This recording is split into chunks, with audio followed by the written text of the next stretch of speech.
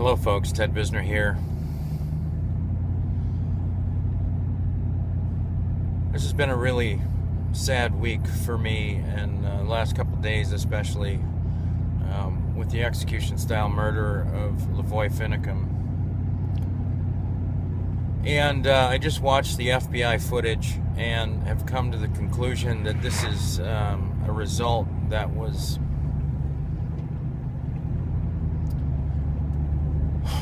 strategically planned.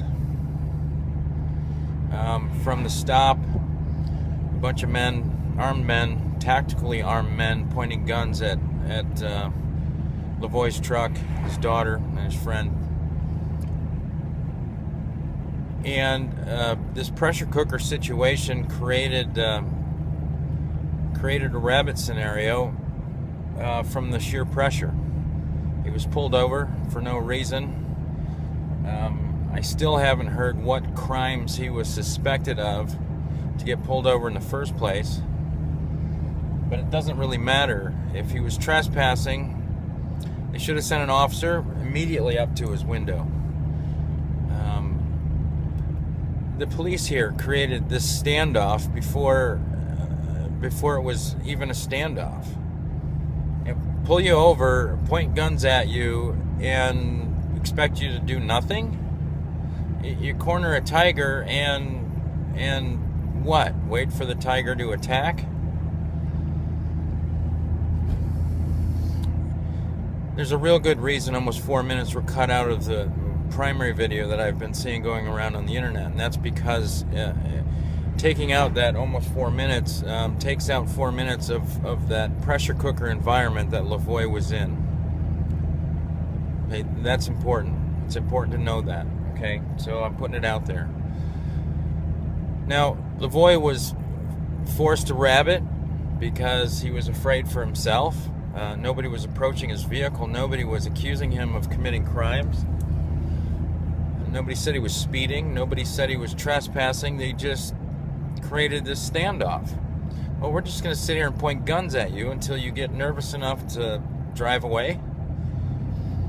Well, what happened next was he ran into the roadblock, and from the footage, the aerial footage, some people say it was a helicopter, some people say it was a drone, and I really don't care. It was aerial footage of the entire event.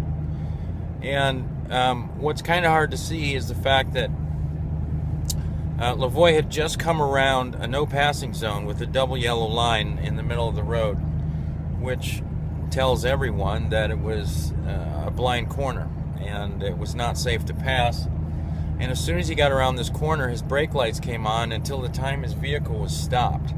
So I'm not sure how fast he was traveling, but it was the roadblock was intentionally set up on a blind corner. So any erratical driving could result in everybody being shot.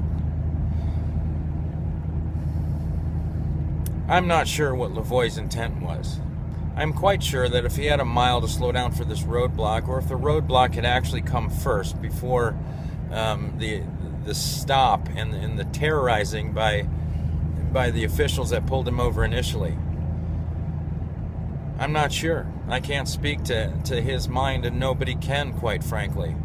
But what I will say is that it looks really, to me, it looks like he was simply trying to avoid an accident, a head-on collision with assholes parked right in the middle of the road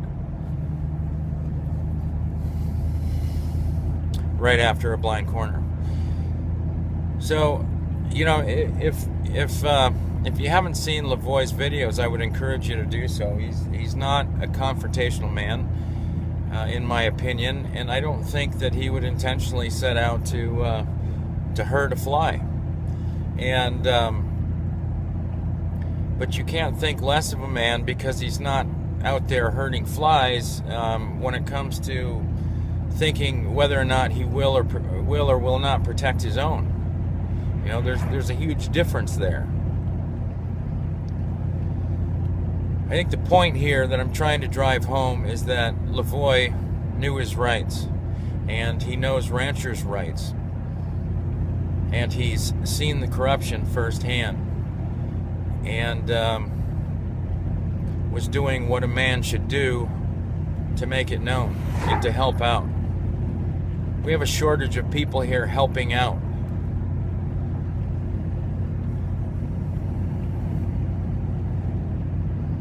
And it makes me sick.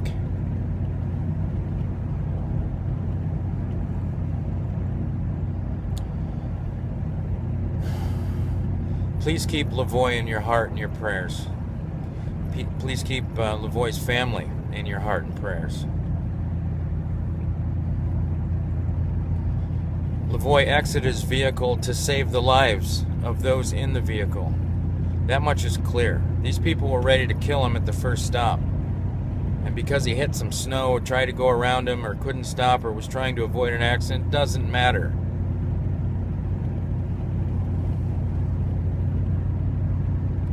He exited the vehicle with his hands up. And because there's no audio of him getting shot, that could have resulted in him bringing his hands down. Those are instincts. You get shot in the chest or the belly or whatever, you're going to cover it up. That's just instinct. So to call that reaching for a gun is insane. His intent was clear the second he was out of that vehicle. His hands were up. Looked kind of like he either got shot or lost his footing. But his hands were up. And the reason he kept walking away from his truck and away from police on the road was to separate himself from the vehicle, to save the passengers in the vehicle. That's what I'd have done. My daughter was in that truck, I would walk the other way.